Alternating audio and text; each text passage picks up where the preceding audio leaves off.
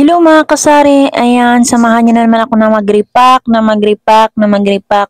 Walang katapusang repack dito sa aking munting tindahan mga kasari dahil ngayon lang talaga ang trabaho natin. At yun ang gawain natin bilang tindera at bilang may tindahan na sari-sari store. Dahil pag hindi natin gawin to at hindi tayo kikilos, hindi tayo makabinta mga kasari. Kaya paulit-ulit na itong gawain natin, hindi tayo mapapagod at hindi tayo susuko dahil ito yung trabaho natin at ito yung pinasok natin ng mga negosyo mga kasari. At sinimulan ko na nga ito pag-repack sa mga bigas mga kasari dahil ilang araw na talaga akong walang tindang bigas dahil nga naubusan na talaga ako ng bigas mga kasari at pagbili ko nga at pagbalik ko nga doon sa bilihan ko nagulat talaga ako mga kasari dahil nga sobrang mahal na naman ng bigas, tumaas na naman yung bigas na binibinta nila. Yung dati ko nga binibili na bigas mga kasari ay wala na, tumaas na ng 100 pesos kaya naghanap talaga ako ng mura na para lang sa budget nito ng mga aking mga customer yan dating kinukuha ko na presyo at ayan nakakuha naman ako ng maganda-ganda pero yung presyo ko ay hindi ko binago dahil nga konti lang naman diferensya ang tumaas dito sa kinukuha kong bigas. Bali, 2 piso nga lang yung tubo ko dito sa bigas mga kasari, okay na yan kahit papaano ay mauubos at mabilis maubos kaysa naman malaki nga yung tutubuin mo nakatambak naman yung mga paninda mo. Grabe sa sobrang mahal talaga mga kasari, yung dating binibili ko na 10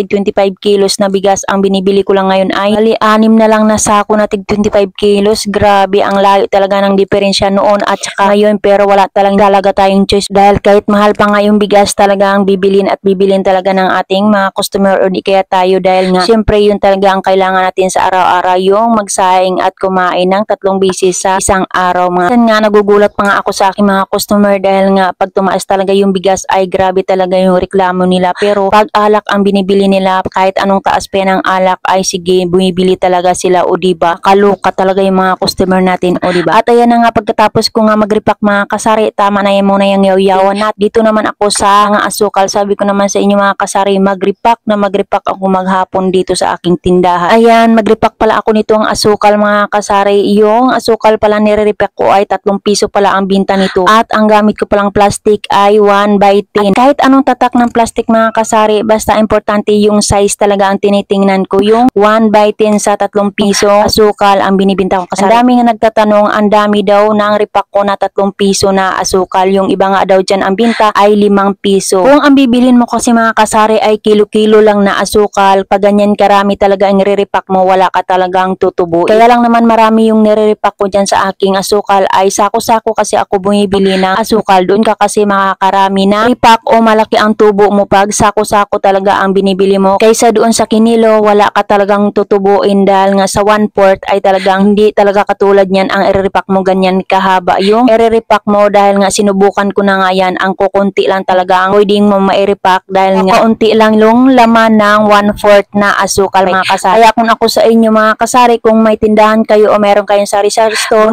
bumili kayo ng sako-sako na asukal para kahit papaano dito kayo makakatubo ng mas malaki o di kaya bigyan nyo talaga ng budget itong asukal mga kasari dahil dito talaga kayo makakatubo ng malaki kung gusto lang din naman. Pero kung wala kayong budget at tigwa 1/4 at kalahati o kilo ang binibili nyo, ay mag-adjust talaga kayo mag-pack pag ganito ang i-repackin nyo kasi syempre kailangan nyo rin naman tumubo at hindi naman kayo magbibinta ng palugi mga kasari. At hindi pa nga ako tapos sa pag-repack mga kasari, ayan kumain na nga ako dahil grabe gutom na talaga ako. Hindi naman pwede na magugutom tayo dahil ito lang talaga yung puhunan natin yung ating katawan kaya wag natin pabayaan na magutuman tayo. At ayun na mga kasari, sana may tutunan kayo sa akin. Maraming salamat sa panonood. Bye!